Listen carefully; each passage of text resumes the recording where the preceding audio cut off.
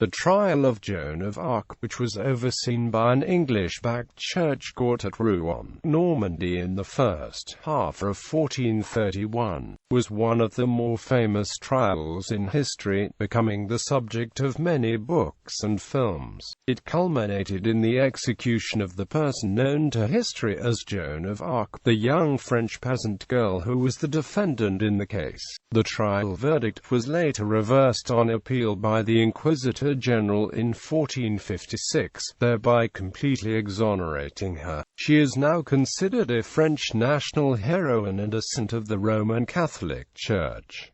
Background and context. In the spring of 1429, in obedience to what she said was the command of God, Joan inspired the Dauphin's armies in a series of stunning military victories which lifted the siege of Orleans and destroyed a large percentage of the remaining English forces at the Battle of Patay, reversing the course of the 100 Years' War. The Dauphin, Charles VII, was crowned a few months later at Reims. However, a series of military setbacks eventually led to her capture. First, there was a reversal before the gates of Paris in September of that same year. Then, she was captured in the spring of 1430 in a minor action near Compiègne by the Burgundians, a faction led by Philip III, Duke of Burgundy, who was allied with the English.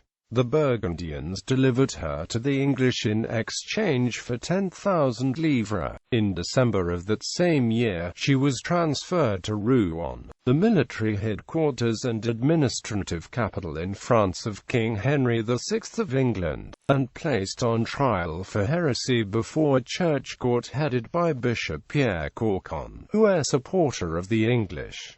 Documentary record. The life of Joan of Arc is one of the best documented of her era. This is especially remarkable when one considers that she was not an aristocrat but rather a peasant girl. This fact is due partly to the trial record, and partly due also to the records of the later appeal of her case after the war when the trial was investigated and its verdict overturned. During the trial in 1431, a trio of notaries headed by Chief Notary Guillaume Manchon took notes in French which were then collated each day following the trial session. About 4 years later, these records were translated into Latin by Manchon and University of Paris Master Thomas de Courcelles. 5 copies were produced, 3 of which are still in existence. The lengthy investigations and appellate trial during the 1450s produced additional information about the details and behind-the-scenes activity during the process.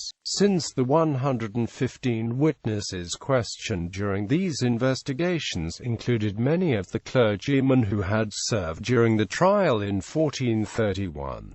They gave vivid memories of many incidents that are not recorded in the trial transcript, and described how the English government had manipulated the affair. Jules Quicherat published the first unabridged version of the trial record in the first volume of his 5-volume series Proceeds to Condamnation A Rehabilitation de Joan d'Arc in Paris in the 1840s. But it was not until 1932 that the first unabridged English translation became available when W. P. Barrett published his Trial of Joan of Arc in New York.